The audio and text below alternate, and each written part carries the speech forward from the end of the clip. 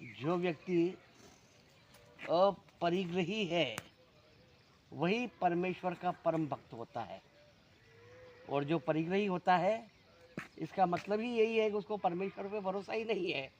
तभी तो वह परिग्रह कर रहा है कि वह सब भौतिक संसाधनों का, धन संपत्ति का संचय इसलिए करता है कि ये सब वस्तुएं मेरी मुसीबत में मेरे काम आएगी। पर अपरिग्रही कोई संचय नहीं करता, क्योंकि उसे पता है कि भगवान मेरी मुसीबत के समय मेरे काम आएगा।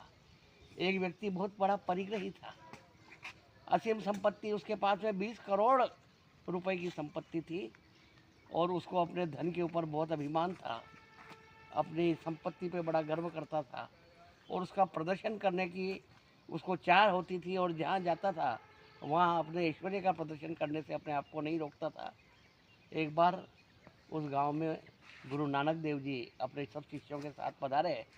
तब उस व्यक्ति के मन में यह हुआ कि गुरु नानक देव जी आए हैं और बहुत से लोग उनके दर्शन करने जा रहे हैं, वहाँ बहुत भीड़ भाड़ होगी, मैं जाऊँगा और अपने ऐश्वर्य का मैं वहाँ पे भी उनके सामने प्रदर्शन कर सकता हूँ।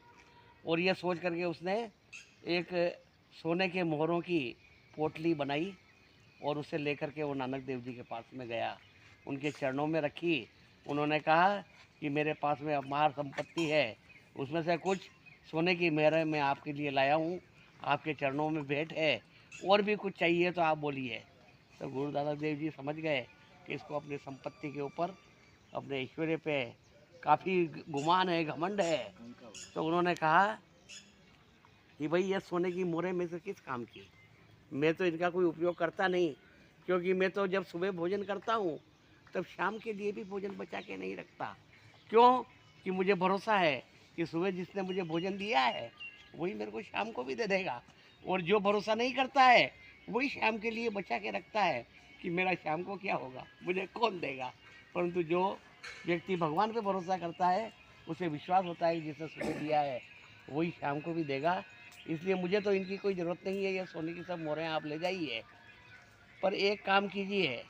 ऐसा कह करके गुरु नानक देव जी ने उसको एक सुई दी कि ये सुई ले जाओ और ये सुई अगले जन्म में मुझे वापस कर देना।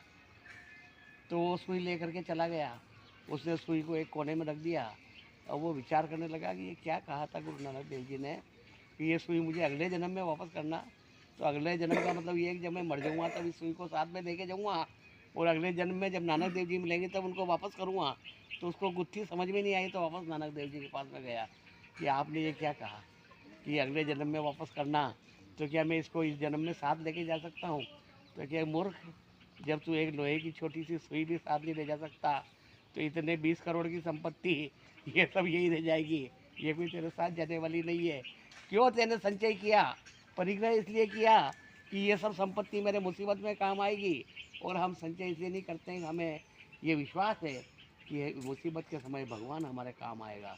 इसलिए उस व्यक्ति की आंखें खुल गई और उसने अपनी समस्त धन संपत्ति गरीबों में, ज़रूरतमंदों में और चाहने वालों में बांट दी और स्वयं गुरु नानक देव जी का शिष्य बन गया, उसकी मंडली में शामिल होकर के उनके साथ चला गया।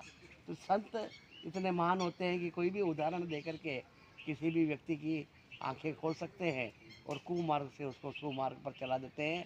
ये महानता संत लोगों में होती है, और इसीलिए कहते हैं कि संत का दर्शन और उसका फल कभी भी निष्फल नहीं जाता है। जिस प्रकार से उस धनवान व्यक्ति का घमंड चूर हुआ, उस प्रकार से यदि हम भी संत लोगों का दर्शन करें, सत्संग करें, तो हमें जीवन की सही मार्ग मिल सकती है और हमारा जीवन सफल हो सकता है।